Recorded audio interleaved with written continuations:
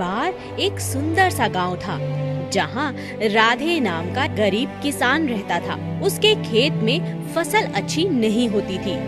हे भगवान, हमारी गरीबी कब दूर होगी? शादी लायक बेटी है घर में और हमारे पास इतना पैसा नहीं कि इसकी शादी कर सके। परेशान मत हो, भगवान के घर देर है अंधेर नहीं। राधे काम की तलाश के लिए घर से निकलता है। बहुत देर मजदूरी करने के बाद भी उसके हाथ बहुत कम पैसे लगते हैं। उदास राधे नदी के किनारे जाकर बैठ गया। भगवान, अब आपका ही सहारा है। अगर मैं अपनी बेटी की शादी भी न कर पाया तो मेरा जीवन किस काम का। मेरे खेतों को हरा भरा करो, मेरी मदद करो भगवान। कुछ ही देर में देखते ही देखते रात हो गई और राधे का दोस्त मोहन जब वहाँ से गुजरा तो उसने राधे को वहाँ बैठे हुए देखा और आवाज लगाई। अरे राधे, घर नहीं चलना क्या? बहुत रात हो गई है और शायद तुम भूल गए नदी किनारे भूत भी रहता है। चलो चलो जल्दी चलो यहाँ से। भूत वूत कुछ नहीं होता, तुम जाओ, मैं आता हूँ। ठीक है, तुम्हारी मर्जी, मैं चलता हूँ। वहीं पेड़ पर बैठा हुआ एक भूत था जिसने दोनों की बातें सुन ली थी। तभी उसने राधे से कहा, क्या बात है? क्या तुम भी बाकियों की तरह भूत से नहीं डरते? क्या तुम्हें खुद से प्यार नहीं?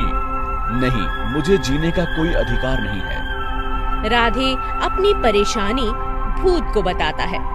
चिंता मत करो, मैं तुम्हारी मदद करूंगा। ये लो, ये बीज अपने खेतों में बो देना और यह धागा अपनी बेटी की कलाई पर बांध देना। और हाँ, याद रहे, मेरी कोई भी बात तुम किसी से नहीं करोगे। जी, जैसा आप कहोगे वैसा ही करूंगा। कुछ ही दिनों में रतन के खेत भी लहलहाने लगे। पूरे गांव में उसकी फसल सबसे अच्छी हुई और उसके घर के आंगन में धूमधाम से बेटी की शादी हो गई। आप ठीक कहते थे, भगवान के घर देर है अंधेर नहीं। आ गए तुम, शाबाश, तुम तो बहुत लीडर हो। आपके दिए बीजों से मेरे खेत लहलहाने लगे और मेरी फसल बहुत अच्छी हुई और मेरी बेटी का भी विवाह हो गया। आपका बहुत बहुत शुक्रिया। ये तो तुम्हारी मेहनत और लगन का नतीजा है। आप ठीक कहते हैं, भगवान के घर देर है अंधेर नहीं। बेटी, आओ, मैं तुम्हें एक जगह ले जाना चाहता हूँ। चलिए पिताजी। बेटी, इसी पेड़ के पास तुम्हारा बचपन बीता है। यह पेड़ अब बूढ़ा हो चुका है। चलो इस पेड़ से भी आशीर्वाद ले लो। जी पिताजी। भूत समझ चुका था, किसी को उसके बारे में नहीं बताया और भूत को शुक्रिया और सम्मान भी दिया अपनी बेटी के द्वारा, क्योंकि वो कोई भूत नहीं, वो एक अच्छा भूत था। एक गांव में एक किसान रहता था।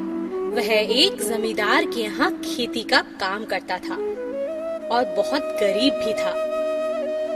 एक दिन वर्षा के आगमन से पहले बुआई के लिए वह खेतों में खुदाई कर रहा था। अचानक जमीन में उसे बड़ा सा मटका मिल गया। उसने मटका बाहर निकाला और सोचा, इसका क्या प्रयोग हो सकता है। मटके को किनारे पर रखकर वह काम में जुट गया। दोपहर के भोजन के समय वह अपनी कुदाल मटके में डालकर पेड़ के नीचे बैठकर भोजन करने लगा। भोजन के बाद जैसे ही वह खेत में गया, वह मटका देखकर हैरान रह गया। अरे, यह क्या? मैं तो एक ही कुदाल रख कर गया था। यह मटका तो 100 कुदालों से भर चुका है। यह कोई मामूली मटका नहीं, जादुई मटका है। शाम को घर जाते समय मजदूर वह मटका अपने घर ले गया। जादुई मटके की मदद से अब वह धीरे धीरे अमीर होता चला गया। उसके पास अब पहनने के लिए अच्छे कपड़े थे और खाने के लिए अच्छा भोजन भी था। यह सब देख जमींदार को उस पर शक होने लगा। अचानक यह इतना धनवान कैसे हो गया? मुझे पता लगाना होगा। जमींदार मजदूर का पीछा करने लगा और उसे सच्चाई का पता चल गया। अगर यह मटका मुझे मिल जाए तो मैं और धनवान बन सकता हूँ। जमींदार ने मजदूर को डरा धमकाकर मटका हासिल कर लिया और अपने घर ले आया। अब वह अपने धन जैसे हीरे जवाहरात को मटके में डालता और वह 100 गुना बढ़ जाते। जल्द ही यह बात राजा को पता चली और राजा ने जमींदार से कहा, यह मटका मेरे राज्य की भूमि से मिला है, इसलिए इस पर मेरा अधिकार है। राजा यह कहकर मटका अपने साथ ले गया और राजमहल में पहुंचकर खुश होने लगा। मैं भी तो देखूं कि यह मटका क्या कमाल दिखाता है। अब तो यह जादुई मटका मेरा है। मैं पूरे देश पर राज कर सकता हूँ। अचानक जैसे ही राजा मटके के पास गया, उसका पैर फिसला और वह मटके में जा गिरा। बस फिर क्या था, एक एक करके मटके में से 100 राजा बाहर आने लगे और वे आपस में लड़ने लगे। मैं राजा बनूंगा, मैं राजा बनूंगा, नहीं नहीं मैं राजा बनूंगा, मैंने कहा मैं राजा बनूंगा, अरे मैंने कहा मैं असली राजा हूँ, तुम सब हट जाओ, मैं हूँ असली राजा, मैं ही राजा बनूंगा। धीरे धीरे सभी राजा एक दूसरे से लड़ते लड़ते मर गए। लालच बुरी बला है। एक गांव में एक औरत एंजेलिना और उसकी बेटी स्नो क्रिस्टल रहते थे। स्नो क्रिस्टल बहुत ही सुंदर, सुशील और दयालु लड़की थी। एंजेलिना का फूलों और गुलदस्तों का बहुत छोटा सा व्यापार था। एंजेलिना अपनी गरीबी और अपने घुटनों के दर्द से बहुत ज्यादा परेशान रहती थी। बेटी जवान हो चुकी थी, इसलिए उसके विवाह की उसे बड़ी चिंता रहती थी। बेटा, कोई अच्छा सा रिश्ता मिल जाए तो मैं तुम्हारी शादी करके अपनी इस बड़ी जिम्मेदारी से मुक्त हो जाऊं। माँ, तुम व्यर्थ में चिंता करती हो, भगवान सब ठीक कर देंगे। अब तो भगवान का ही भरोसा है। माँ और बेटी दोनों एक दूसरे का बहुत ख्याल रखते थे।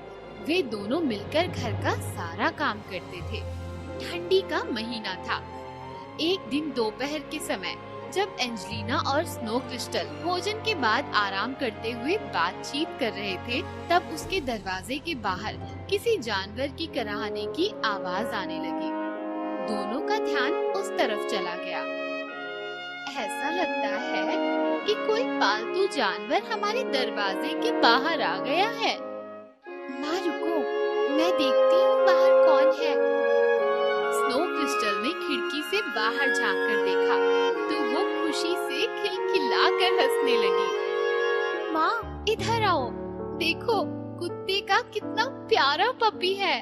माँ खिड़की के पास आकर उस पपी को देख ही रही थी कि स्नो क्रिस्टल बाहर जाकर उसे गोद में उठाकर झट से अंदर ले आई। उस छोटे प्यारे पपी के शरीर पर सफेद बर्फ लगी हुई थी और वो सर्दी से कांप रहा था और उसकी माँ झट से उसे कंबल से ढककर अंगीठी के पास ले गई। माँ बेटी के प्यार का सहारा और कपकपाती ठंडी से राहत पाते हुए नन्हा पपी बड़ी हसरत भरी निगाहों से दोनों को निहार रहा था। स्नो क्रिस्टल भी फूली नहीं समा रही थी।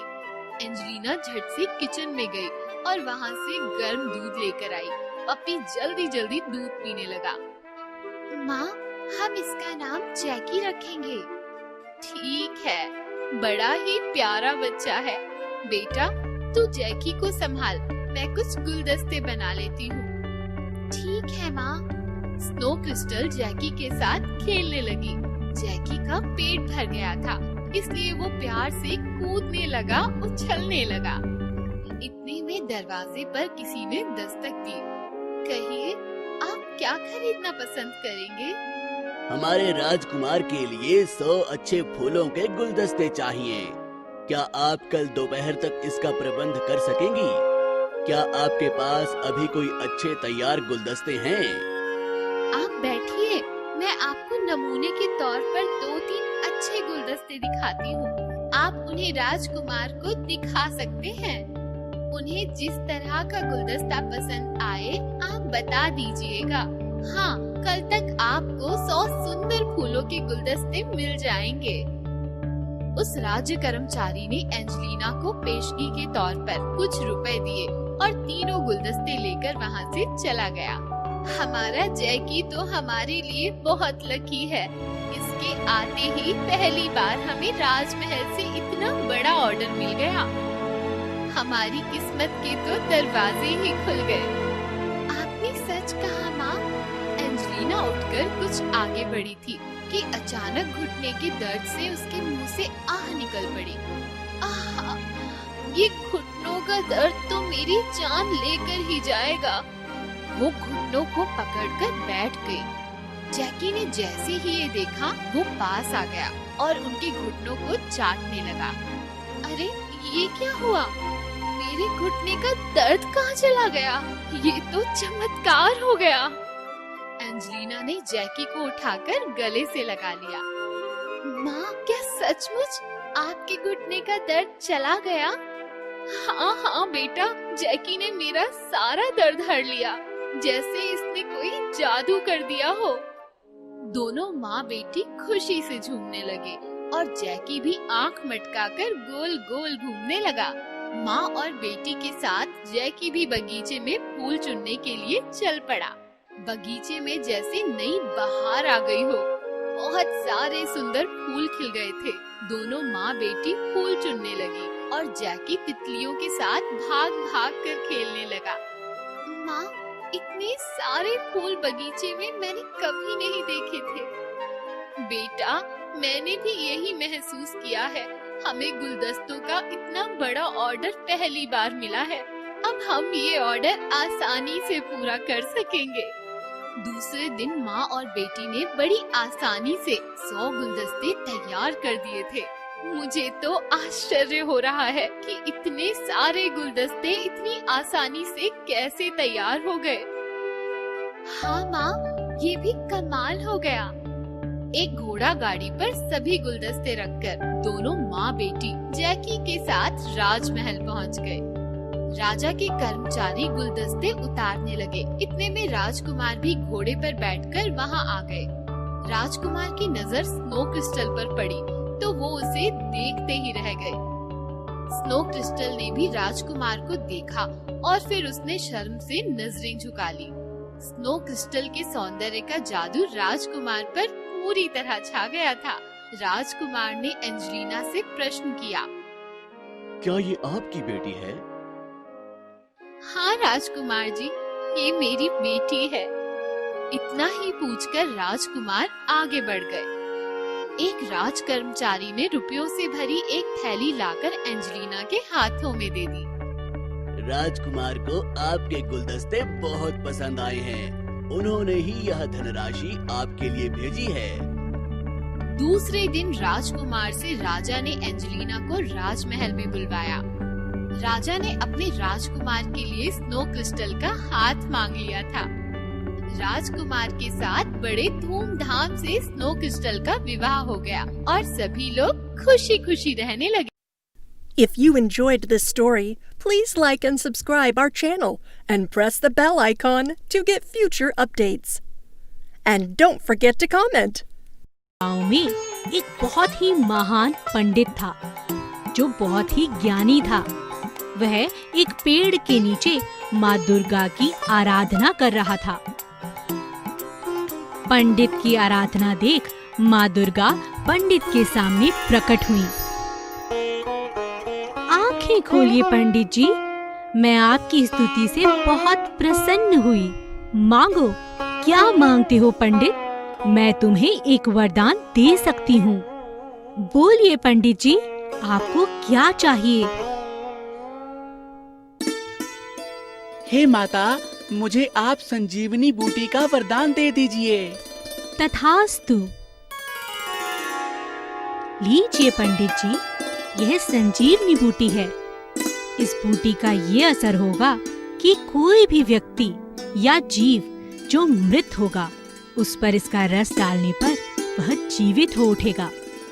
इस बूटी के रस से वह जीव और भी ज्यादा ताकतवर हो जाएगा। मगर याद रखना, यह बूटी कभी सूखेगी नहीं, इसका रस कभी समाप्त नहीं होगा। तुम जितने लोगों की चाहो मदद कर सकते हो। और वरदान देकर माँ दुर्गा वहाँ से चली गई।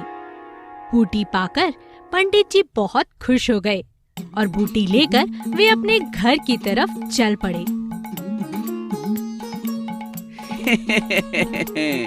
इस बूटी की शक्ति से मैं मृत्यु पर विजय प्राप्त कर लूंगा। पूरे गांव में कोई भी घर मृत्यु से परेशान नहीं होगा। हर तरफ मेरा ही बोलबाला होगा और दूर दूर तक मेरी प्रसिद्धि फैल जाएगी। हो सकता है कल को मैं गांव का मुखिया भी बन जाऊं। तभी पंडित जी ने सोचा, कहीं देवी माँ ने मुझसे कोई मजाक तो नहीं किया? कहीं ये संजीवनी बूटी नहीं हुई तो? मुझे कुछ करना चाहिए। ऐसा करता हूँ, मैं किसी मृत जीव पर या किसी मृत इंसान पर इसका प्रयोग करके देखता हूँ। मैं ये देखता हूँ कि वो जिंदा होता है या नहीं। तभी पंडित जी की नजर वहाँ जंगल में पड़े एक शेर पर गई।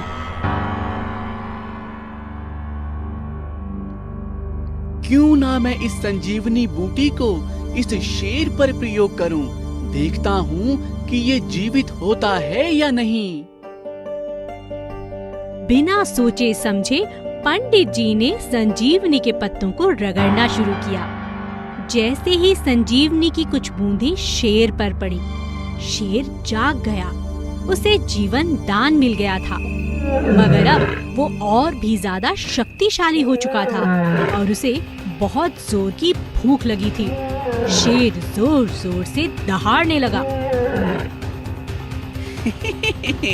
अरे वाह, ये संजीवनी तो बिल्कुल असली है। अब मैं इसका प्रयोग किसी पर भी कर सकता हूँ। शेर जोर जोर से दहाड़ने लगा क्योंकि उसे बहुत तेज भूख लगी थी। ओह, ये मैंने क्या किया? मैंने तो एक शेर को जिंदा कर दिया और ये तो बहुत भूखा भी लग रहा है। अब तो यहाँ से भागने में ही मेरी भलाई है। भागो! अरे बचाओ! अरे कोई बचाओ! अरे बचाओ! अरे बचाओ! पंडित जोर जोर से भागने लगा और शेर उसका पीछा करने लगा, मगर शेर से बचना नामुमकिन था। इसीलिए शेर ने पंडित को अपना शिकार बना लिया और अपना पेट भर लिया। एक गांव में दो लकड़हारे रहते थे, एक बहुत ईमानदार और दूसरा कामचोर। दोनों लकड़ियां काटकर अपना घर चलाते थे। ईमानदार लकड़हारा सुबह सुबह जंगल में लकड़ियां काटने चल पड़ता। एक दिन जब वह सुबह सुबह जंगल में गया, वह जंगल में एक नदी के किनारे पेड़ के पास पहुंचा और उसे काटने लगा। अचानक उसकी कुल्हाड़ी पेड़ को काटते काटते पानी में जा गिरी।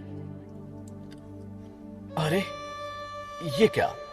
मेरी कुल्हाड़ी, इसके बिना मैं कैसे लकड़ियां काटूंगा? मेरे पास तो और कोई कुल्हाड़ी भी नहीं है। हे भगवान, मेरी मदद करो। अचानक जल में से देवी प्रकट हुई और उन्होंने कहा, तुम रो क्यों रहे हो पुत्र? माँ, मेरी मदद कीजिए। मैं बहुत गरीब हूँ। मेरी कुल्हाड़ी पानी में गिर गई है। रुको पुत्र, मैं अभी तुम्हें तुम्हारी कुल्हाड़ी वापस देती हूँ। देवी एक सोने की कुल्हाड़ी लकड़हारे को ला कर देती हैं। ये लो तुम्हारी कुल्हाड़ी। नहीं नहीं माँ, ये मेरी कुल्हाड़ी नहीं है। देवी ने एक और चांदी से बनी हुई कुल्हाड़ी निकाली और कहा, क्या ये तुम्हारी कुल्हाड़ी है? तुम इसे ले सकते हो पुत्र। नहीं नहीं माता, मेरी कुल्हाड़ी तो बहुत साधारण सी लोहे की बनी है। आप मुझे वह लौटा दीजिए। देवी ने तुरंत लोहे की कुल्हाड़ी निकाली और पूछा, क्या ये तुम्हारी कुल्हाड़ी है पुत्र? लकड़हारे ने खुश होते हुए कहा, हाँ हाँ माता, यही है मेरी कुल्हाड़ी। पुत्र, तुम गरीब हो पर हो बहुत ईमानदार। तुम चाहते तो कोई भी कुल्हाड़ी रख सकते थे, पर तुमने ऐसा नहीं किया। तुम ये सारी कुल्हाड़ियां रख लो, ये तुम्हारी ईमानदारी का इनाम है। ईमानदार लकड़हारा खुशी खुशी तीनों कुल्हाड़ियां लेकर घर पहुंचा और घर जाकर अपनी पत्नी को तीनों कुल्हाड़ियां देकर सारी घटना बताई। आलसी लकड़हारा उनके घर के नजदीक से गुजर रहा था, जिसने यह सारी बात सुन ली। अगले दिन ईमानदार लकड़हारे ने सोने की कुल्हाड़ी बेच दी और खुशी खुशी जीने लगा। लेकिन वह हर रोज की तरह लकड़ियां काटने जंगल में जरूर जाता। वह यह भूला नहीं। यह देख आलसी लकड़हारा हैरान हो गया और कहा, कितना बेवकूफ है ये, अमीर होने के बाद भी जंगल में चक्कर काट रहा है। कुछ तो गड़बड़ है, चलो इसका पीछा करता हूँ। आलसी लकड़हारा उसका पीछा करता रहा और नदी के किनारे पहुँच जाता है। अच्छा, तो ये है वो जगह जहाँ से इसे सोने चांदी की कुल्हाड़ियाँ मिली। ईमानदार लकड़हारे के जाते ही आलसी लकड़हारे ने अपनी कुल्हाड़ी नदी में जानबूझकर फेंक दी और रोने लगा। हे भगवान, मेरी मदद करो। नदी में से देवी प्रकट हुई। देवी ने लोहे की कुल्हाड़ी दिखाते हुए पूछा, क्या ये तुम्हारी कुल्हाड़ी है पुत्र? लेकिन वह लकड़हारा अब लालची हो चुका था और उसने कहा, नहीं माता, यह मेरी कुल्हाड़ी नहीं है। फिर देवी ने चांदी की कुल्हाड़ी निकालकर कहा, क्या ये तुम्हारी कुल्हाड़ी है पुत्र? नहीं, यह भी मेरी कुल्हाड़ी नहीं है माता। फिर देवी ने सोने की कुल्हाड़ी निकाली और कहा, क्या ये तुम्हारी कुल्हाड़ी है पुत्र? हाँ, यही मेरी कुल्हाड़ी है माता, यही है। देवी को बहुत गुस्सा आया। उन्होंने कहा, तुम आलसी तो थे ही, अब लालची और झूठे भी बन चुके हो। जाओ यहाँ से, तुम्हें अब कोई कुल्हाड़ी नहीं मिलेगी। यही तुम्हारी सजा है। आलसी लकड़हारा खाली हाथ अपनी बेवकूफी की वजह से घर लौट आया और अपनी कुल्हाड़ी खो बैठा।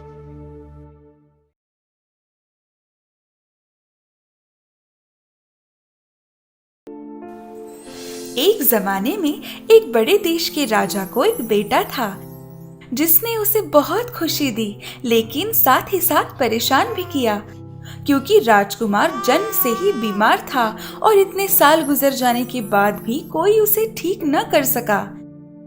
एक रात राजा ने प्रार्थना की, हे करता धरता परमेश्वर, अब मैं बूढ़ा हो चुका हूँ और जल्द ही मैं मेरे तमाम प्रजाजनों को छोड़कर आपके पास स्वर्ग में रहने लगूंगा। उनकी देखभाल करने वाला मेरे बेटे के अलावा और कोई नहीं। कृपया आप मुझे बताइए वो ठीक कैसे होगा।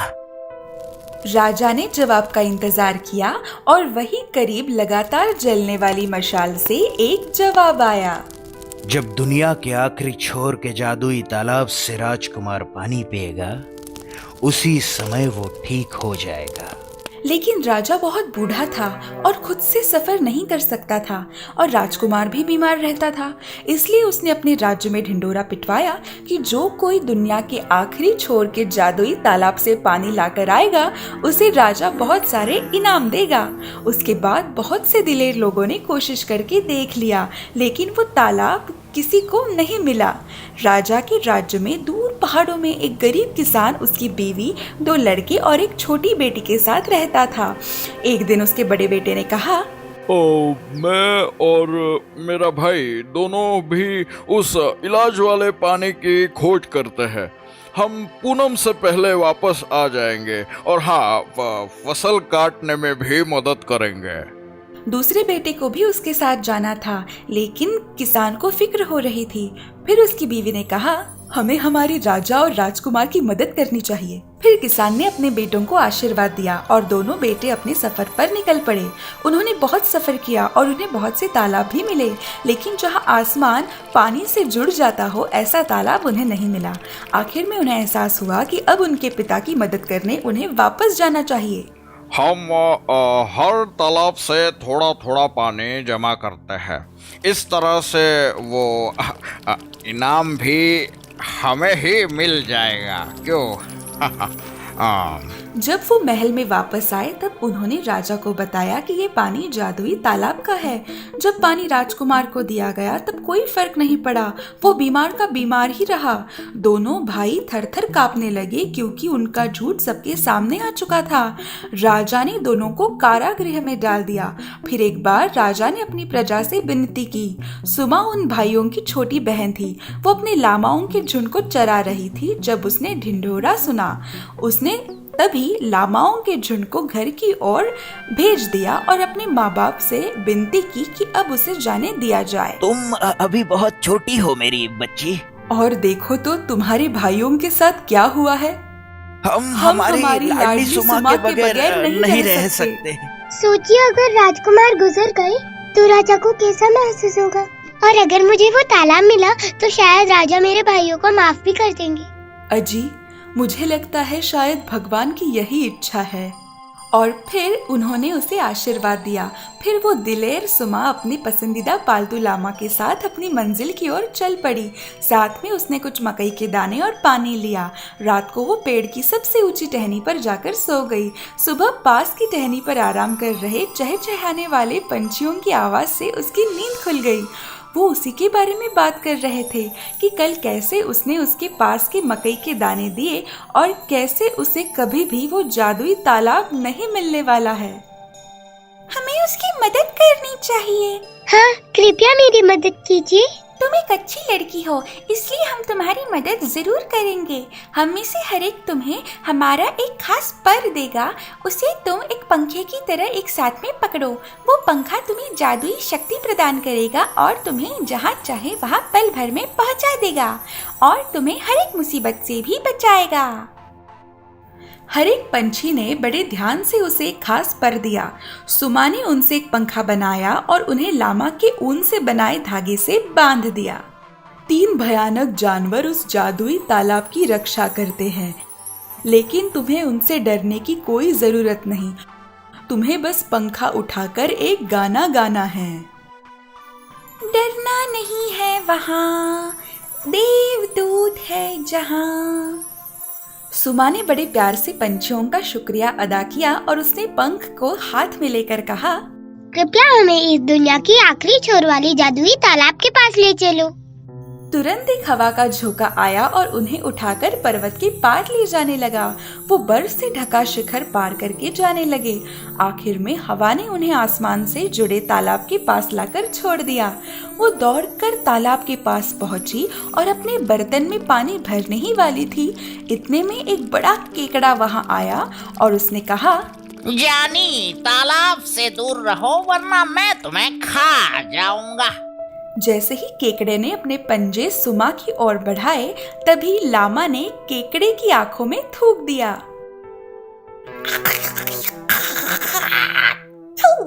तौबा तौबा, छी, तुम कितने गंदे हो। उतने समय में जादुई पंखा बाहर निकालकर गाना गाने का समय सुमा को मिल गया। डरना नहीं है वहाँ, देवदूत है जहाँ। केकड़े ने अपनी आंखें बंद की और वो सो गया। उसने फिर से अपना बर्तन भरना शुरू किया। तभी पानी से एक आवाज आई, दूर हो जाओ मेरे तालाब से वरना मैं तुम्हें खा जाऊंगी। लामा ने मगरमच्छ को देखते ही उसकी आंखों में थूक दिया। हे भगवान, छी, कितना गंदा है। सुमा ने झट से पंखा उठाया और गाना गाया। तभी वो मगरमच्छ सोकर गहरे पानी में चली गई। सुमा डर से बाहर निकलने ही वाली थी, इतने में उसने कहीं से सीटी की तरफ फुसफुसाने वाली आवाज सुनी। दूर हो जाओ तुम्हारे लामा को लेकर इस तालाब से, वरना मेरा जहर तुम दोनों की जान ले लेगा। सुमा ने ऊपर देखा तो उसे उड़ने वाला सांप दिखा। उसके बाद सांप ने अपना जहर सुमा की ओर फेंका, लेकिन तभी लामा ने भी हवा में थूक दिया।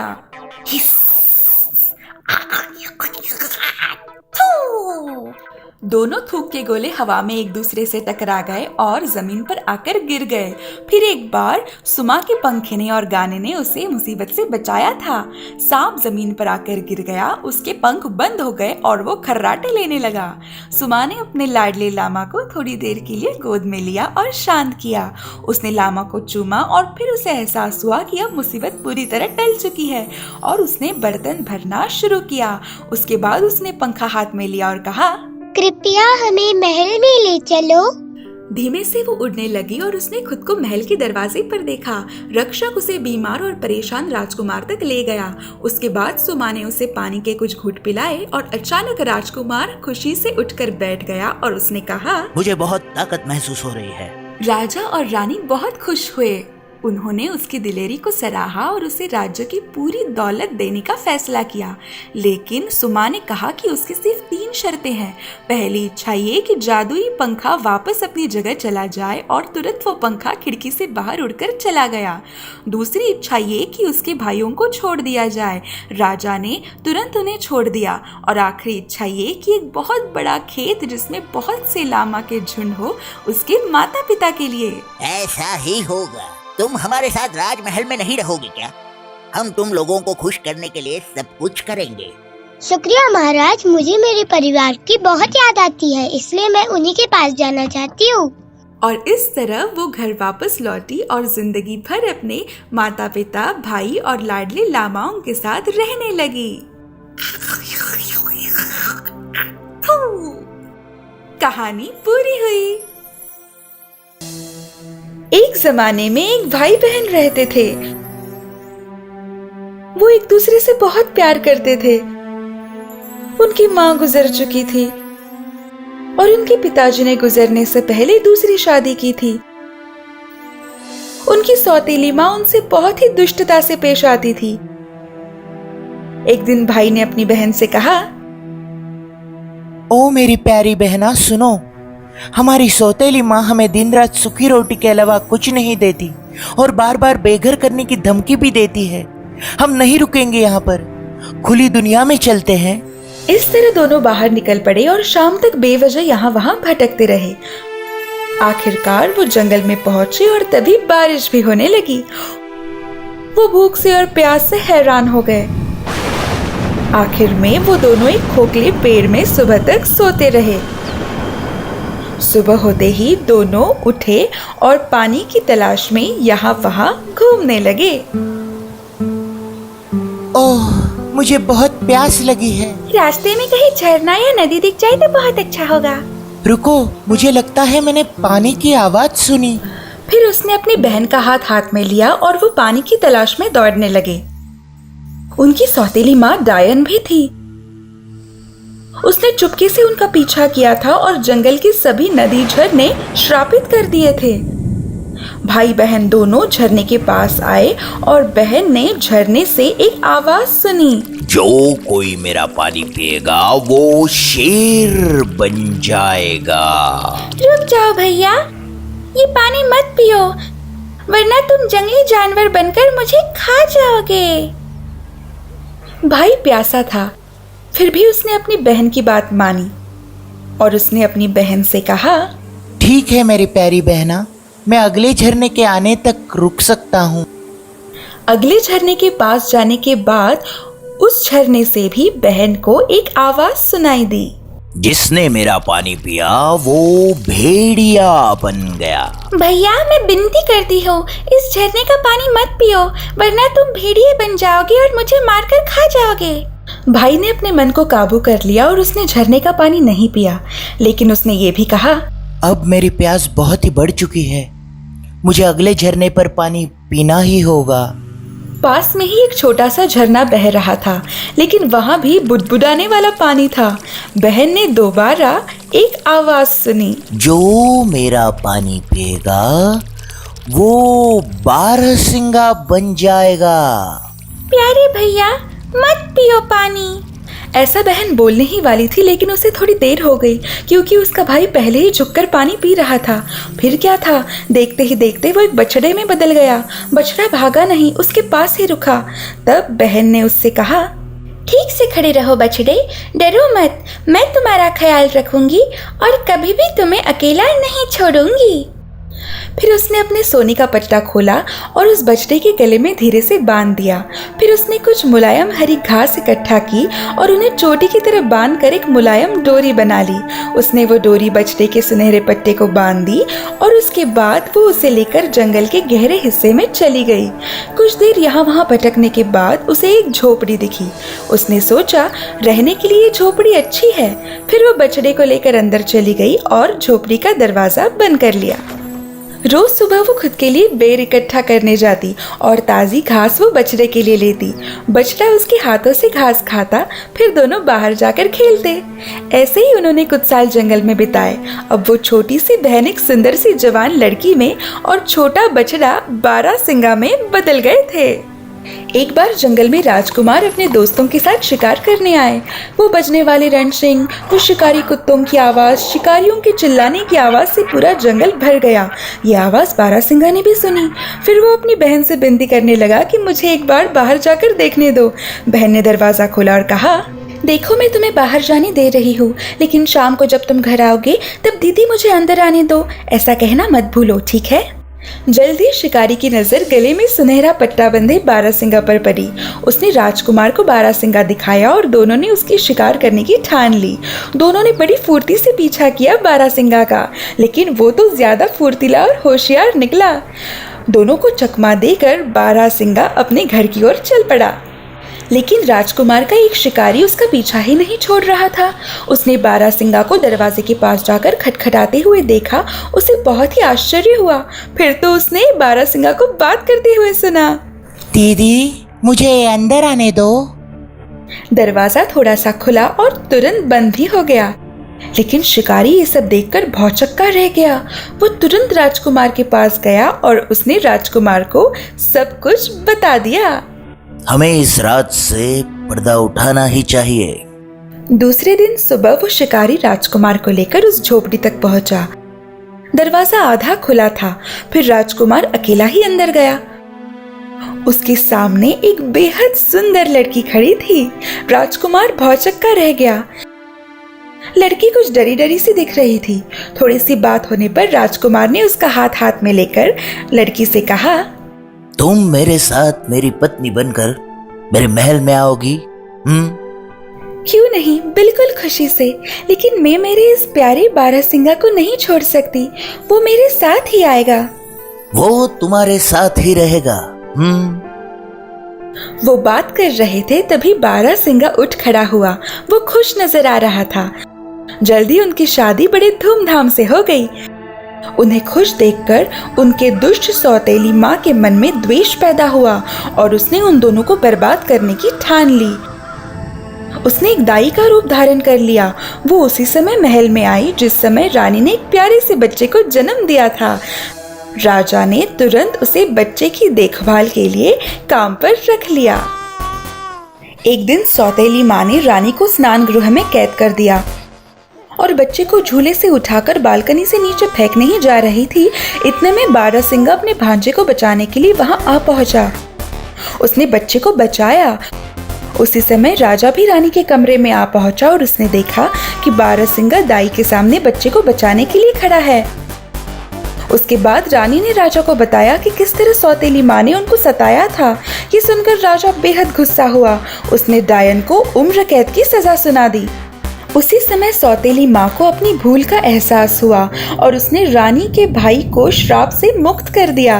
तभी बारहसिंगा गायब हुआ और उसकी जगह एक सुंदर सा नौजवान प्रकट हो गया और इस तरह वे सभी हमेशा के लिए हंसी खुशी रहने लगे। कहानी पूरी हुई।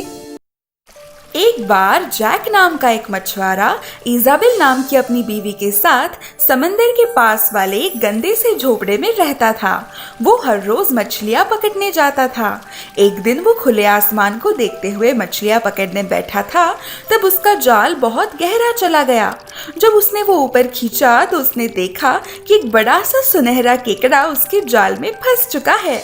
वो सुनहरा केकड़ा उससे कहने लगा, मछुआरे दोस्त, मेरी बात सुनो, मुझे जाने दो। मैं कोई मामूली केकड़ा नहीं हूँ, बल्कि सुनहरा जादुई केकड़ा हूँ। मुझे वापस पानी में छोड़ दो, मुझे तैरने दो। वैसे तुम सुनहरे हो ही, लेकिन तुम जादुई भी हो, इस पर मैं कैसे यकीन करूँ?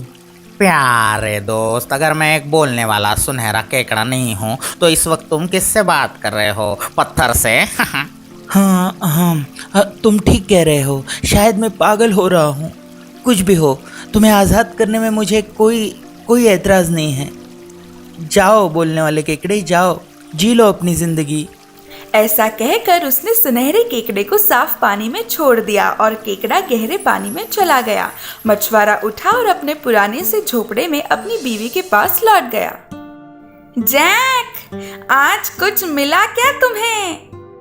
नहीं इजाबेल, मुझे एक सुनहरा केकड़ा मिला, लेकिन उसने मुझे कहा कि वो एक जादुई केकड़ा है, इसलिए मैंने उसे जाने दिया। उसे छोड़ने से पहले तुमने कुछ मांगा नहीं? नहीं, एक बोलने वाले केकड़े से मुझे भला क्या हासिल होगा? कम से कम एक घर तो मांग लेते। ये झोपड़ी कितनी गंदी है, यहाँ बदबू आती है, छत से पानी टपकता है। वापस जाओ और उससे कहो कि हमें एक बढ़िया सा घर चाहिए। मतलब वो बोलने वाला केकड़ा तुम्हें अलादीन के चिराग से बाहर निकलने वाला राक्षस लगा? मुझे बिल्कुल पता नहीं था। दरअसल मामा, मुझे भी नहीं मालूम, लेकिन अगर तुम्हारे सामने कोई सुनहरा बोलने वाला केकड़ा आता है, इसका मतलब कि वो जादुई है। हमें जरूर उससे कुछ न कुछ मांगना चाहिए। असल में जैक को केकड़े से कुछ भी मांगने की इच्छा नहीं थी, लेकिन उसे अपनी पत्नी से झगड़ना भी नहीं था। इसलिए वो दोबारा समंदर के किनारे गया और लहरों से कहने लगा, केकड़े ओ केकड़े, आज समुंदर के बाहर सुन ले मेरी विनती, दिला एक अच्छा सा घर। मेरी बीवी प्यारी इजाबेल की इच्छा कर दे पूरी, वरना छोड़ेगी ना वो पीछा।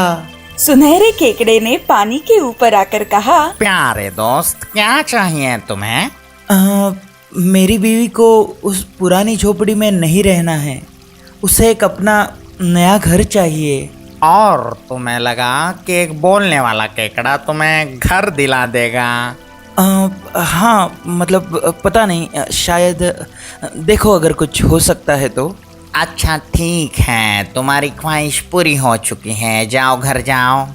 घर जाते ही जैक ने देखा कि उसकी बीवी एक सुंदर से घर के दरवाजे पर खड़ी है। उसकी बीवी ने कहा, चलो अंदर आओ, देखो तो कितना खूबसूरत घर है। आहा, ये घर बढ़िया है, हम यहाँ शांति से रह सकते हैं। देखूंगी, सोचूंगी, कल परसों कुछ कहूंगी। 1-2 हफ्ते मजे में गुजरे और फिर इजाबेल ने एक दिन कहा, सुनो जैक, ये घर सुंदर है लेकिन छोटा है। वो सुनहरा केकड़ा हमें एक बड़ा घर दिलवा सकता है। मुझे अब बड़े से पत्थर वाले महल में रहना है। वापस जाओ सुनहरे केकड़े के पास और उससे कहो कि हमें एक पत्थर वाला महल दिलाएं। असल में जैक को दोबारा उस केकड़े से कुछ भी मांगना ठीक नहीं लग रहा था, लेकिन फिर भी वो गया। समंदर के पास खड़ा होकर वो कहने लगा, केकड़े ओ केकड़े, आज समंदर के बाहर सुन ले मेरी विनती, दिला एक अच्छा सा घर। मेरी बीवी प्यारी इजाबेल की इच्छा कर दे पूरी, वरना छोड़ेगी ना वो पीछा। कैसे हो मछुआरे दोस्त, अब क्या चाहिए, बोलो तुम्हें? दरअसल मेरी बीवी अब एक पत्थर के महल में रहना चाहती है। जैक ने दुखी होकर कहा, तुम घर जाओ मेरे दोस्त, तुम्हें सामने एक पत्थर का महल ही दिखाई देगा। फिर जैक घर लौट गया और उसने देखा कि सामने एक पत्थर का महल है। उसकी बीवी सीढ़ियों से उतरकर उसका हाथ थामकर उससे कहने लगी, आओ अंदर आओ, है ना ये घर सुंदर? वाह, हमारे लिए इतना काफी है। हम इस महल में जिंदगी भर शांति और सुकून से रह सकते हैं। देखूंगी, सोचूंगी, कल परसों कुछ कहूंगी। दूसरे दिन सुबह इजाबेल अपने पति को कोहनी से मारकर कहने लगी, जैक, अब मैं और नहीं सह सकती। जाओ उस सुनहरे केकड़े के पास और उससे कहो कि मैं सम्राट बनना चाहती हूँ। देखो इजाबेल, मैं सुनहरे केकड़े को ऐसा कह नहीं सकता हूँ। साम्राज्य का सिर्फ एक ही सम्राट हो सकता है ना? क्या कहा? अगर वो मुझे महल दिलवा सकता है तो सम्राट भी बना ही सकता है। जाओ अभी के अभी। आखिरकार उसे जाना ही पड़ा। चलते चलते डरा हुआ जैक सोचने लगा, इसका अंत अच्छा नहीं होगा। सुनहरे केकड़े को गुस्सा जरूर आएगा। फिर भी वो चलता ही गया और दोबारा समंदर के पास जाकर कहने लगा, केकड़े ओ केकड़े आओ समुंदर के बाहर, सुन लो मेरी विनती, सुन लो मेरी बात। मेरी लालची बीवी इजाबेल की इच्छा कर दो पूरी, वरना छोड़ेगी ना वो पीछा। अब क्या चाहिए तुम्हें? कैसे बताओ, मेरी बीवी सम्राट बनना चाहती है। घर जाओ, वो सम्राट बन चुकी है। फिर जैक घर लौटा और उसने देखा कि पूरा महल संगमरमर के पत्थरों से सजाया है।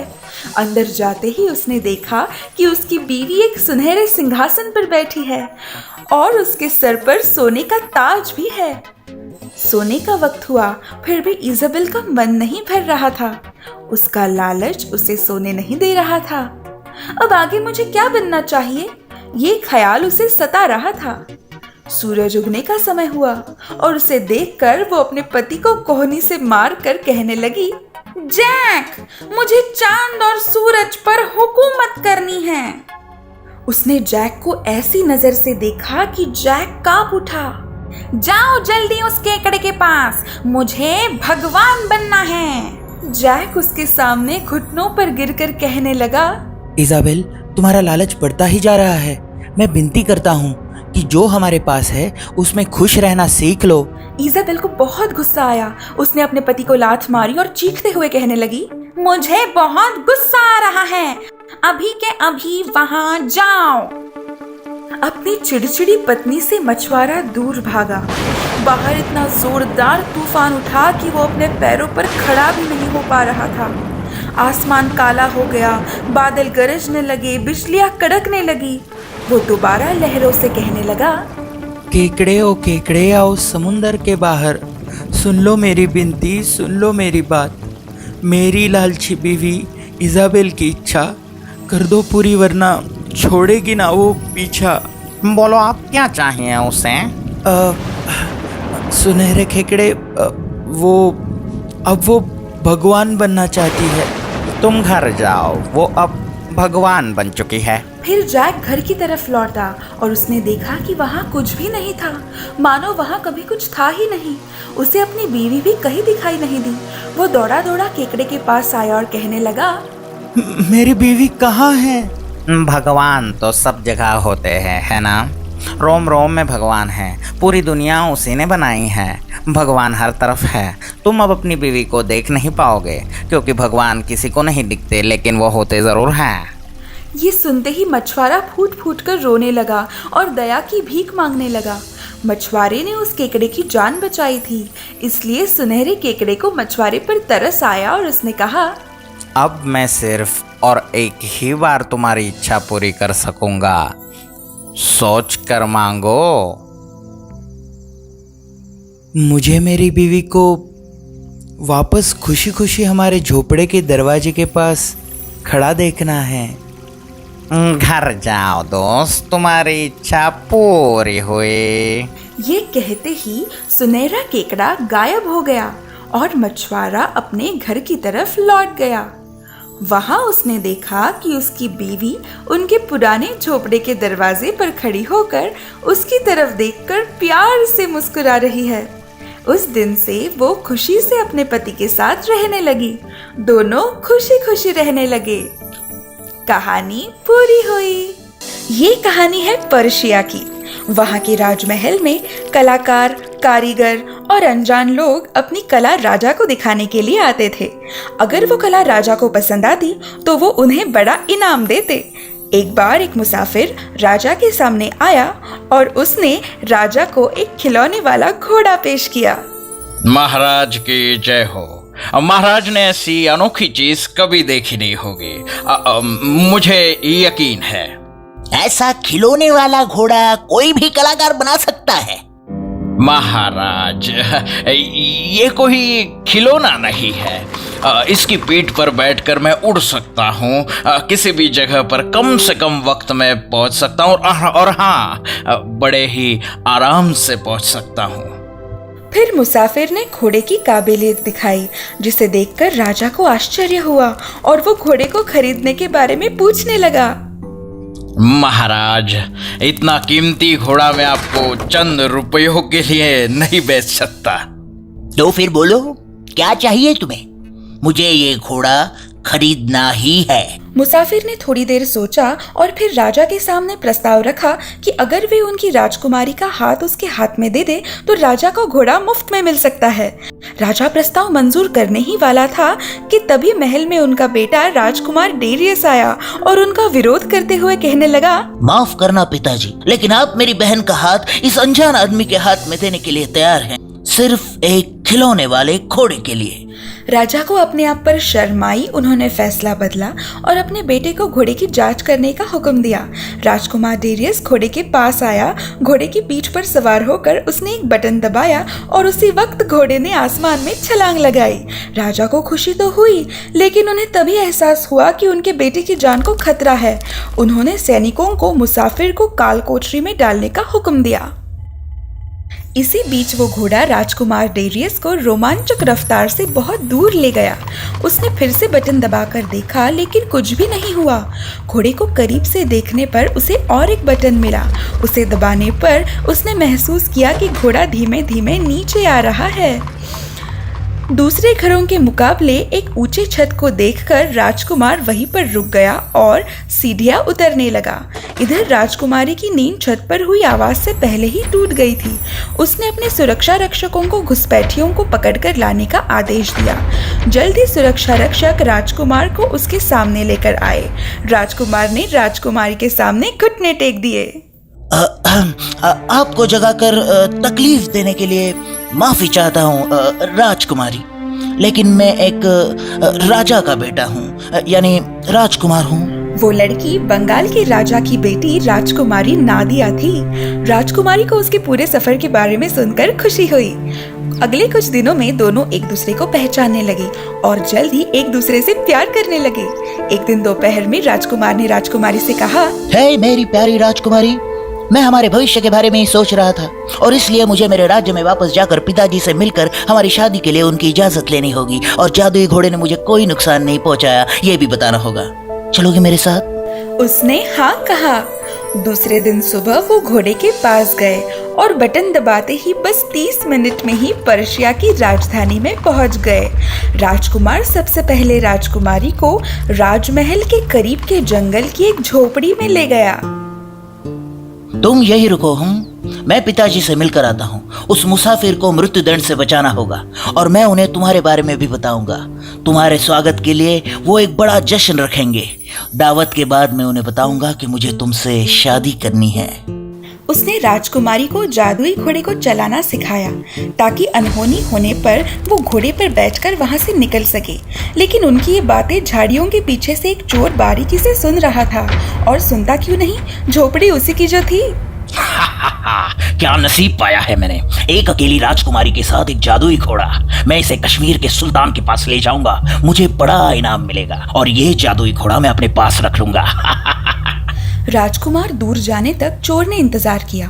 फिर उसने राजकुमारी को जबरदस्ती घोड़े पर बिठाया और वैसे ही बटन दबाया जैसे राजकुमार ने राजकुमारी को बताया था। फिर क्या था, घोड़ा तुरंत हवा में उड़ने लगा। इधर राजकुमारी की चीखें सुनकर राजकुमार जो जंगलों में चल रहा था वो परेशान हो गया। वो लाचार होकर उड़ने वाले घोड़े को देखता ही रह गया। राजा अपने बेटे को देखकर खुश हुआ और उसने उस मुसाफिर की फांसी की सजा रद्द कर दी, लेकिन उसे पता चल चुका था कि अपने बेटे को जल्द ही वापस जाना होगा। राजकुमार ने प्रण लिया कि वो राजकुमारी को लिए बिना नहीं लौटेगा। कश्मीर का राजा चोर के कारनामे से बहुत खुश हुआ और उसने उसे इनाम भी दिया। उसके बाद वो राजकुमारी को लेकर अपने महल में गया। दूसरे दिन सुल्तान ने सेवक को आदेश दिया कि जाकर राजकुमारी को बता दो उसे आज ही शादी के लिए तैयार होना है। ऐसी हालत में खुद को बचाने के लिए राजकुमारी को एक ही तरकीब सूझी। वो पागलों की तरह बर्ताव करने लगी, जिद्दी राजकुमारी की तरह। जल्दी उसके पागल बर्ताव की खबर राजा को दी गई। उसने राजकुमारी को ठीक करने वाले वैद्य को भरपूर इनाम देने का ऐलान किया। इसी बीच राजकुमार डेरियस अलग अलग राज्यों से गुजर रहा था। कौन से रास्ते को अपनाया जाए ये उसे समझ नहीं आ रहा था। तकरीबन सारी उम्मीदें खत्म हो चुकी थी, इसलिए वो निराश होकर एक पत्थर पर बैठ गया। तभी वहाँ कुछ किसान आए और उसे एक राजकुमारी के बारे में बताने लगे जो आज ही कश्मीर के सुल्तान से शादी करने वाली है और जो पागलों की तरह बर्ताव कर रही है। उसी समय राजकुमार के मन में उम्मीद जग गई कि शायद वही तो मेरी राजकुमारी नहीं, और उसने राजकुमारी को ढूंढने का मन बना लिया। कश्मीर की राजधानी में पहुंचते ही उसने एक वैद्य का भेष धारण कर लिया और राजकुमार सुल्तान के सामने जाकर उनसे कहने लगा कि मैं राजकुमारी को ठीक कर सकता हूँ, लेकिन मुझे उनसे अकेले में बात करने दिया जाए। सुल्तान मान गया। जैसे ही राजकुमार राजकुमारी के कमरे में गया, उसने उसका हाथ पकड़ लिया और उसके कानों में कुछ कहने लगा। डरो मत, मैं तुम्हारा प्यारा राजकुमार डेरियस हूँ। ये तो सिर्फ भेष बदला है मैंने। इस तरह राजकुमार ने धीरे से राजकुमारी को अपनी योजना बताई और फिर राजा के पास वापस आया। कश्मीर के सुल्तान की जय हो। राजकुमारी को बचाने के लिए अब एक ही रास्ता है। मुझे यकीन है कि राजकुमारी जी ने जरूर किसी जादुई चीज को हाथ लगाया है। वो चीज मिल जाए फिर मैं राजकुमारी जी को बचा सकता हूँ। सुल्तान को अचानक जादुई घोड़ा याद आया। उसने उस घोड़े को लाने के लिए कहा और फिर वैद्य को दिखाया। घोड़ा देखने के बाद वैद्य ने कहा, यही वो जादुई चीज है जिस वजह से राजकुमारी अजीब सा बर्ताव कर रही थी। घोड़े को महल के सामने वाले मैदान में ले आओ और राजकुमारी को भी वही ले आना। देखना वो बिल्कुल ठीक हो जाएंगी। दूसरे दिन सुबह जादुई घोड़े को मैदान में लाया गया। वहाँ घोड़े के इर्द गिर्द रोशनी हो, इसलिए वैद्य ने कुछ मशाले जलाने को कहा। राजकुमारी को बाहर लाया गया, घोड़े के पास ले जाया गया। फिर वैद्य बने राजकुमार ने उसे घोड़े पर बिठाया। फिर मशालों में जादुई चूरन डाल दिया, जिससे वहाँ धुएं के बादल तैयार हो गए और राजकुमारी किसी को दिखाई ही नहीं दी। उसी समय राजकुमार घोड़े पर बैठा, उसने बटन दबाया और जादुई घोड़ा हवा में उड़ गया। सुल्तान साहब, पत्नी का दिल जीतना पड़ता है, उसे खरीदा नहीं जा सकता, समझे? उसी दिन राजकुमार और राजकुमारी पर्शियन दरबार में पहुँचे। उन्हें देखकर राजा को बहुत खुशी हुई और उसने तुरंत शादी के जश्न का ऐलान कर दिया। उसके बाद राजकुमार और राजकुमारी हंसी खुशी रहने लगे और हाँ, वो कलाकार भी। कहानी पूरी हुई। अबू नाम का एक मछुआरा था। वो समंदर के किनारे रहता था और अब तो उसे याद भी नहीं होगा कि वो कब से मछुआरा बना। जब वो जवान था तब रात भर मछलियाँ पकड़ा करता था और सुबह ताज़ी मछलियों के ढेर को वहाँ के बाजार में ले जाकर बेचा करता था। अब वो करीब 80 साल का हो गया था। अब वो नाव से ज्यादा सफर नहीं कर सकता था। वो अब किनारे से ही जाल फेंकता था, वो भी दिन के एक समय में 4 बार। उसे जो मछलियाँ मिलती उनमें से अपने लिए कुछ रख कर चंद पैसों में वो बाजार में बेचता था। एक दिन वो सुबह ही समंदर में मछलियाँ पकड़ने के लिए गया। उसने उसका जाल पानी में फेंका। थोड़ी देर बाद उसे महसूस हुआ कि उसके जाल में कुछ वजनदार फंस गया है। फिर उसने वो जाल खींचा और देखा तो उस पे एक मरा हुआ गधा फंस गया था। हे ईश्वर! वो चिल्लाया, इतनी मेहनत, वो भी एक मरे हुए गधे के लिए। क्या करूं मैं? अब क्या खाऊं मैं? उसने अपनी मदद के लिए सोलोमन की प्रार्थना की, जो एक प्राचीन राजा था और ईश्वर का प्रेरित था। उसने फिर से जाल फेंका। थोड़ी देर बाद उसे महसूस हुआ कि जाल में कुछ फंस गया है और इस बार जाल पहले से ज्यादा भारी था। बड़ी मेहनत से उसने वो जाल खींचा देखा तो उसने रेत से भरा हुआ घड़ा था। अरे नहीं। वो फिर चिल्लाया। इतनी मेहनत और वो भी एक रेत से भरे घड़े के लिए? उसने फिर से अपनी अच्छी किस्मत और बल के लिए सोलोमन की प्रार्थना की। अब्बू ने अब तीसरी बार जाल पानी में फेंका और अब की बार पिछले दोनों बार से ज्यादा भारी कुछ फंस गया था। उससे करकाने की आवाज आ रही थी, जैसे बर्तन एक दूसरे से टकरा रहे हों। कुछ अंदाजा हुआ कि क्या होगा। वो पुराने पात्र, बर्तन और थालियों का पूरा जत्था, और वो भी पूरी तरह जंग लगा हुआ और बिना किसी काम का। अब्बू ने आसमान की तरफ देखा और दर्द भरी विनती की। सोलोमन मेरे भगवान, मैं दिन में सिर्फ 4 बार मेरा जाल पानी में फेंकता हूँ और अब तक 3 बार फेंक चुका हूँ। आज अगर मैं बिना एक भी मछली पकड़े घर गया तो पक्का भूख से मर जाऊंगा। कृपया अपने इस विश्वास करने वाले भक्त की रक्षा कीजिए। और ऐसी प्रार्थना के साथ अब्बू ने आखिरी बार जाल पानी में फेंका। इस बार सबसे भारी चीज अब्बू के जाल में फंस गई। वो जाल निकालने के लिए अब्बू को गहरे पानी में उतरना पड़ा। उसने देखा कि वो एक पीतल की बोतल थी। इस बार अब्बू बहुत खुश था। भले उसने कोई मछली तो नहीं पकड़ी थी, लेकिन ये पीतल की बोतल इतनी भारी थी कि कोई भी उसे 10 सोने के सिक्के में खरीद लेता, जिससे अब्बू सपने लिए पूरे महीने भर का राशन खरीद सकता था। लेकिन वो बोतल शीशे के सिल से बंद क्यों थी? अब्बू ने करीब से देखा तो उसे दिखा कि वो सिल और किसी का नहीं बल्कि सोलोमन का था। अब तो वो और ज्यादा उत्सुक हुआ ये देखने के लिए कि उस बोतल के अंदर क्या है। उसने वो सिल अपने चाकू से खोला और जैसे ही उसने बोतल खोली, उसमें से एक बड़ा इफरित बाहर आया। एक बड़ी दहाड़ के साथ वो 100 फीट ऊंचा बाहर आया। अब्बू इतना डर गया कि उसकी चीख निकली। इफरित ने अब्बू को देखा और उसने अपना आकार छोटा किया। फिर भी वो 10 फीट का तो था। मछुआरे, क्या तुमने मुझे आजाद किया? उसने कड़कड़ाने वाली आवाज में पूछा। मैंने जी महोदय इफरीत, मेरा नाम अबू है। अबू अच्छा नाम है। इफरित ने अजीब से हंसते हुए कहा। मैं इस बोतल में काफी वक्त से फंसा हुआ था। मैं तुम्हारा एहसानमंद हूं अबू। अब मुझे बताओ, तुम कैसे मरना पसंद करोगे? मरना? लेकिन मैंने तो आपको आजाद किया, फिर भी आप मुझे मारने की बात कर रहे हैं। मुझे इस बोतल में सोलोमन ने कैद किया था मछुआरे अबू। लेकिन सोलोमन तो यहाँ 2000 साल पहले राज करते थे। हाँ, पक्के तौर पर कहूं तो 1800 साल पहले मैंने उसके खिलाफ बगावत की थी। सोलोमन ने मुझे हरा के इस बोतल में बंद कर दिया। उसके बाद उसने बोतल समंदर में फेंक दी। तब से मुझे मेरी गलती के बारे में बुरा लग रहा है। मतलब मैंने तो आपको कैद से रिहा किया, फिर भी आप मेरी जान लेंगे? पहले 1000 साल मुझे लगता रहा कि कोई मुझे छुड़ाने आएगा, तो मैंने तय किया कि जो मुझे छुड़ाएगा उसे मैं जिंदगी भर खत्म ना हो इतनी दौलत दूंगा। लेकिन कोई नहीं आया। फिर मैंने गुस्से में तय किया कि जो मुझे छुड़ाएगा मैं उसकी जान लूंगा, लेकिन मरना कैसे है इसका फैसला उस पर छोड़ दूंगा। तो कैसे मरना चाहोगे अबू? अब्बू ने सोलोमन की प्रार्थना की कि उसे इतनी अक्ल मिले कि वो इस आफत से सही सलामत लौट जाए। आप दावा कर रहे हैं कि सोलोमन ने आपको बोतल में कैद किया, लेकिन मुझे यकीन नहीं हो रहा। क्या?